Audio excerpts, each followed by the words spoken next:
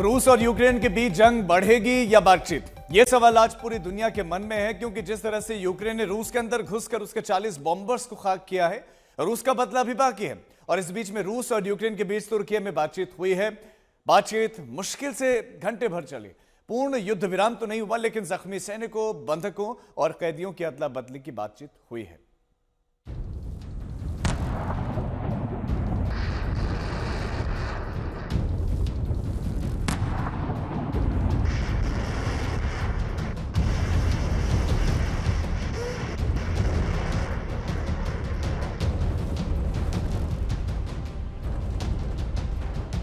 3 साल तक रूस और यूक्रेन ने एक दूसरे पर सैकड़ों टन बारूद की बारिश की।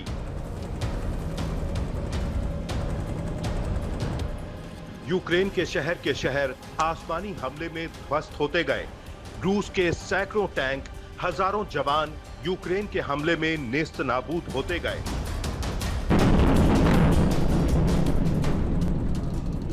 उत्तर से लेकर दक्षिण तक दोनों मुल्कों ने एक दूसरे के शहरों पर हमले किए, जिसमें आम लोग भी मारे गए।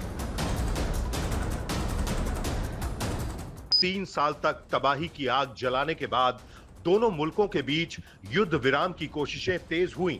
इस कोशिश में आजकल पंचायती का नया मुकाम बना है तुर्की। जो तुर्की दुनिया भर में फैली हिंसा, युद्ध और अस्थिरता के बीच बातचीत के लिए मंच दे रहा है। इसी तुर्की में यूक्रेन और रूस के प्रतिनिधियों की मुलाकात हुई।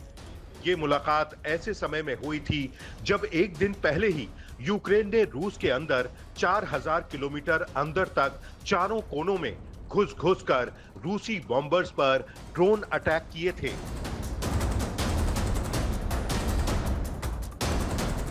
यूक्रेन के हमले के बाद रूस की ओर से पलटवार अभी बाकी था। रूस की ओर से यूक्रेन पर कोई बड़ा हमला ना कर दिया जाए, इसकी आशंका में पूरी दुनिया परेशान थी। रूस की परमाणु युद्ध की धमकियों को हकीकत में बदलते देख दुनिया का हर मुल्क सहमा हुआ था। लेकिन इसी बीच अमेरिका की पहल पर शुरू हुई बातचीत की कोशिश आगे बढ़ी और तुर्की में दोनों देश पहुंचे। रूस के अंदर हमला करके हाई हौसले के साथ यूक्रेन बातचीत करने इस्तांबुल पहुंचा था। यूं तो बातचीत की टेबल पर पहुंचने से पहले दोनों तरफ से अपनी अपनी शर्तें थीं। यूक्रेनी राष्ट्रपति जेलेंस्की ने इस बार की बातचीत से पहले 3 शर्तें लिखी। जेलेंस्की ने लिखा कि पहले तो सीजफायर पूरी तरह हो और बिना किसी शर्त के हो। दूसरा, यूक्रेन के बंदियों को रिहा करना होगा। तीसरा, यूक्रेन के अगवा बच्चों को रिहा करना होगा, तभी सीजफायर हो सकेगा। दूसरी तरफ पुतिन ने कहा है कि सीजफायर तभी होगा जब यूक्रेन नाटो से दूर रहेगा और रूस के दावे वाले 4 यूक्रेनी क्षेत्रों से अपने सैनिक वापस बुलाएगा। लेकिन बातचीत की टेबल पर दोनों मुल्क बमुश्किल बाकी शर्तें मानने को तैयार दिखे। महज घंटे भर की बातचीत में जो सहमति बनी, उसके मुताबिक रूस और यूक्रेन एक दूसरे के युद्ध बंदियों को लौटाएंगे। रूस और यूक्रेन एक दूसरे के 6-6 हजार मृत सैनिकों के शव लौटाएंगे। लेकिन दोनों देशों में युद्ध विराम को लेकर कोई सहमति नहीं बनी, क्योंकि रूस ने कह दिया कि उसे युद्ध विराम नहीं, यूक्रेन की समस्या का संपूर्ण और दीर्घकालिक समाधान चाहिए। हालांकि तुर्की के राष्ट्रपति एर्दोगन ने इसे बेहद शानदार बैठक बताया और उम्मीद जताई कि जल्द ही वो ट्रंप, जेलेंस्की और पुतिन को एक साथ बैठाकर शांति वार्ता कराने की कोशिश करेंगे। आज तक ब्यूरो। अब इस्तांबुल में जिस उम्मीद से दोनों देशों की शांति वार्ता को देखा जा रहा है, उस उम्मीद को नाकामी मिली है। बस इतनी बात हुई है कि दोनों देश एक दूसरे के युद्धबंदी और सैनिकों के शव लौटाने पर सहमत हुए, वरना रूस और यूक्रेन की मांगें अभी भी अपनी अपनी जगह पर कायम है। क्योंकि विदेशी मीडिया में जो खबरें हैं, उसके मुताबिक संपूर्ण युद्ध विराम के लिए रूस ने कई सारे विकल्प रखे हैं। 3 सेक्शन में 2 विकल्प जो है यूक्रेन के सामने रखे गए हैं। ये रूस ने यूक्रेन के सामने 3 जो है सेक्शन में कुल 31 बिंदु रखे हैं, 31 पॉइंट्स रखे हैं। अब उसमें कुछ बहुत महत्वपूर्ण शर्तें हैं। वो शर्तें हैं कि पूर्वी सरहद पर जिसमें डोनेस्क है, लुहांस्क है, खैरसोन है, ज़ेपोरिजिया है, यहां पर जो यूक्रेनी सैनिक हैं वो हटाए जाए, अपने सारे सैनिक यूक्रेन पीछे छोड़े। इसके साथ साथ 30 दिन के भीतर डोनबास, इसके साथ साथ नोवोरोसिया को रूसी क्षेत्र की अंतरराष्ट्रीय मान्यता मिले। ये आसान शर्तें तो नहीं है, लेकिन ये शर्त जो रखी गई है। इसके साथ साथ यूक्रेन ने जो रूस की शर्तें हैं कि क्रीमिया, डोनबास ये वो शहर हैं जिनको अंतरराष्ट्रीय मान्यता चाहिए, रूस को चाहिए। यूक्रेन के सामने ये शर्त रूस ने रखी है। इसके साथ साथ यूक्रेन ने भी कुछ शर्तें रखी हैं और यूक्रेन की कुछ शर्तें हैं। रूस के कब्जे वाले क्रीमिया, डोनबास और नोवोरोसिया के हमने आपको बताया कि वो अंतरराष्ट्रीय मान्यता चाहता है। इसके अलावा युद्ध विराम हो जाने के बाद से यूक्रेन से मार्शल लॉ हटाया जाए, ये वो चाहता है, मार्शल लॉ हटाया जाए और 100 दिन के अंदर वापस यूक्रेन में चुनाव और यह सुनिश्चित हो कि यूक्रेन फिर से पूर्वी सरहदों पर जो सेना की दोबारा से वापस तैनाती ना करे, यह भी वो स्पष्ट चाहता है।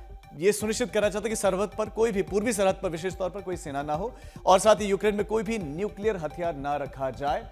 यूक्रेन सभी राजनीतिक, सैनिक और आम नागरिकों को तत्काल रिहा भी करे, ये कुछ इंपॉर्टेंट मांग है। और रूस समर्थक आवाज यूक्रेन में किसी भी तरह से दबाई ना जाए, इस तरह की कोशिश ना की जाए। तो ये इतनी सारी शर्तें हैं, इतनी सारी शर्तों को लेकर जो है रूस यूक्रेन के साथ पूर्ण युद्ध विराम की बातचीत करना चाहता है, क्योंकि रूस को यूक्रेन में नाटो और पश्चिमी देशों के, जो है पश्चिमी मुल्कों के हथियारों की तैनाती का खतरा लगातार लगता है। रूस और इसी खतरे को खत्म करने की गारंटी चाहता है। रूस चाहता है कि उसके सामने अब किसी तरह का भविष्य में कोई संकट उत्पन्न भी ना हो। फिलहाल ऐसी कोई भी शर्त मानने को यूक्रेन तैयार भी नहीं दिख रहा है।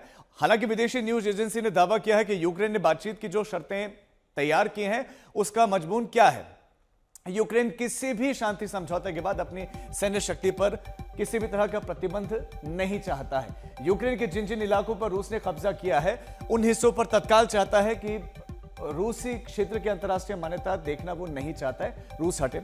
इसके साथ साथ यूक्रेन की शर्तें हैं कुछ 20% लगभग, ये एक बड़ा इलाका है जिस पर रूस का कब्जा है, वो तत्काल खाली किया जाए। और इतना ही नहीं, यूक्रेन अब इस युद्ध में हुए नुकसान की क्षतिपूर्ति भी चाहता है कि नुकसान की भरपाई तो हो।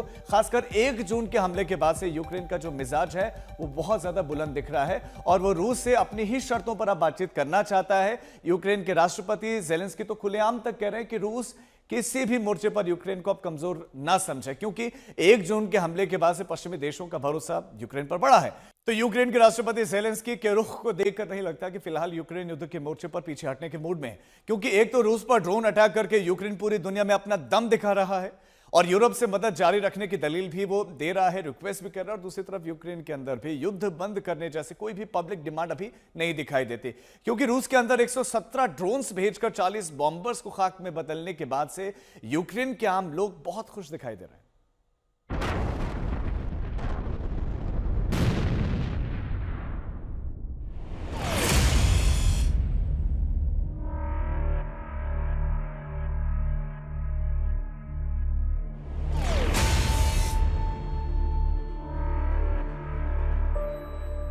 एक तरफ रूस की जमीन पर पूरब से पश्चिम तक और उत्तर से दक्षिण तक धमाके हो रहे थे, दूसरी तरफ रूसी सैनिक उस हमले की तस्वीरें दिखा रहा था।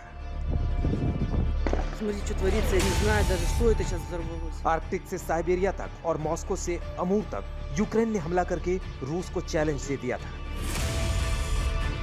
यूक्रेन के राष्ट्रपति ज़ेलेंस्की एसबीयू के उस चीफ विसल मोल्यूक को बधाइयां दे रहे थे जिसने दावा किया था कि रूस के 1/3 क्रूज मिसाइल लॉन्च करने वाले बॉम्बर्स को खाक कर चुके हैं।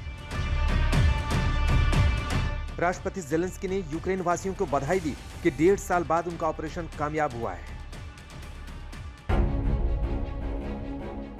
एसबीयू के चीफ विसल मोल्यूक ने राष्ट्रपति ज़ेलेंस्की को रिपोर्ट दी है कि 1 साल 6 महीने 9 दिन के अंदर योजना बनाकर इस ऑपरेशन स्पाइडर वेब को पूरी तरह सफलतापूर्वक अंजाम दिया गया है और इस सफलता का जश्न यूक्रेन के लोग भी मना रहे हैं।